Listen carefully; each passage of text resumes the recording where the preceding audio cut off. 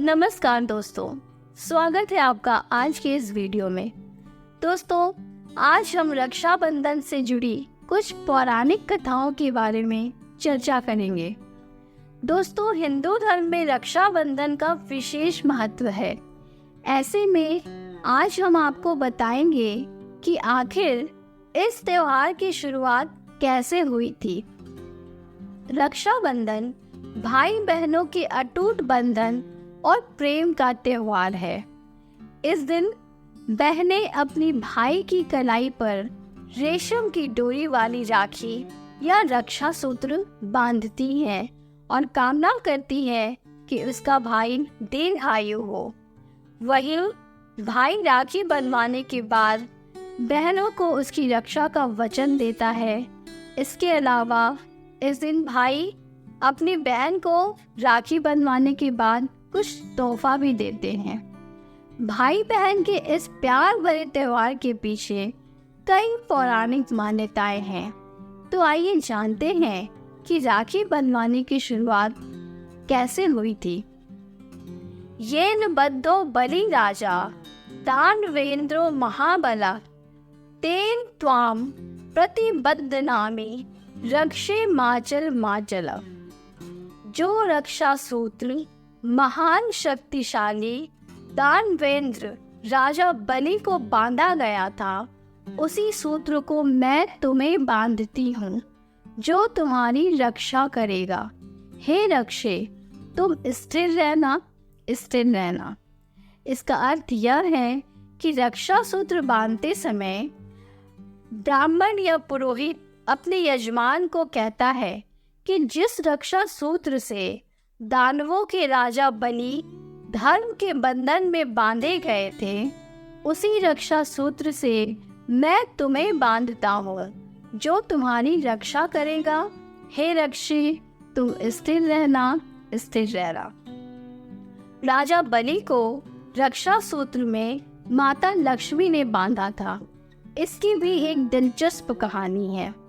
भगवान विष्णु ने वामन अवतार में जब राजा बलि से 3 पग भूमि का दान मांगा, तब उनके दान से प्रसन्न होकर अपने वचन के अनुसार भगवान विष्णु राजा बलि के साथ पाताल लोक चले गए।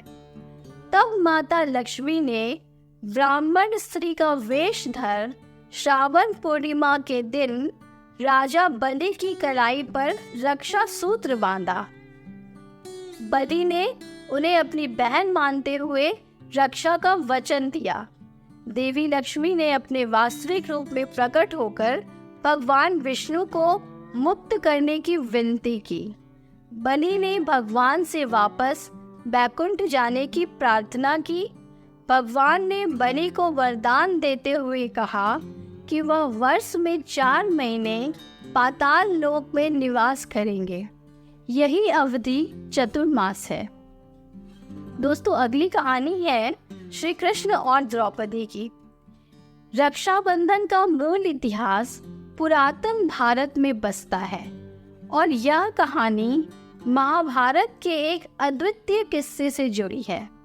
महाभारत के अनुसार एक बार सुदर्शन चक्र से चोट लग जाने पर कृष्ण जी की उंगली से खून निकलने लगा। इसी बीच द्रौपदी, जो पूरी घटना देख रही थी, उन्होंने खून को रोकने के लिए अपनी साड़ी का थोड़ा सा हिस्सा फाड़ा और प्रभु श्री कृष्ण की उंगली पर बांध दिया, जिससे उनका खून रुक गया।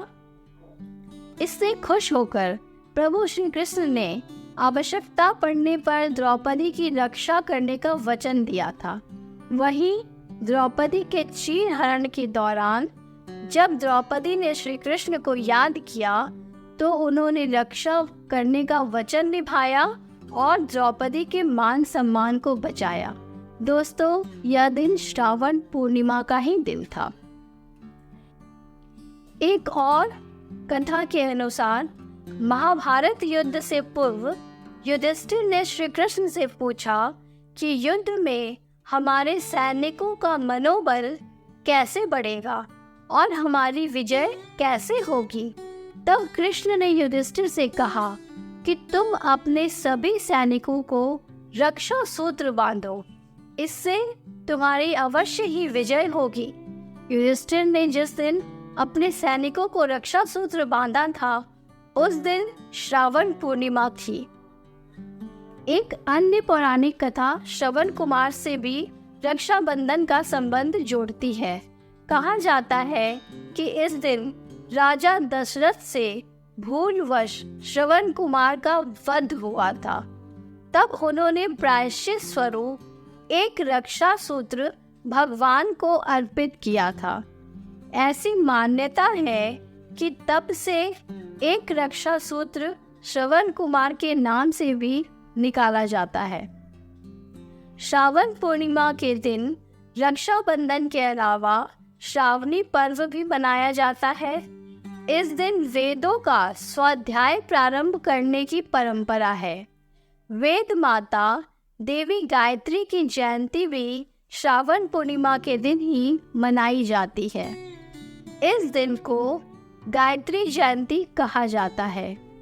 श्री राम सीता के पुत्र लव कुश का जन्म भी श्रावण पूर्णिमा के दिन ही हुआ था, इसलिए इस दिन को लव कुश जयंती के रूप में भी मनाया जाता है। श्रावण पूर्णिमा के दिन ही भगवान विष्णु के हयग्रीव अवतार की भी जयंती होती है। श्रावण पूर्णिमा के दिन ही बाबा अमरनाथ की यात्रा पूर्ण होती है, जहां स्वतः ही बर्फ की शिवलिंग बनी होती है। इस दिन बाबा अमरनाथ के दर्शन की बहुत महिमा है। तो दोस्तों, ये थी रक्षाबंधन से जुड़ी कुछ पावन कथाएं। हमारे साथ जुड़े रहने के लिए और अपना प्यार देने के लिए बहुत बहुत धन्यवाद। मिलते हैं अगले वीडियो में। आपका दिन शुभ हो।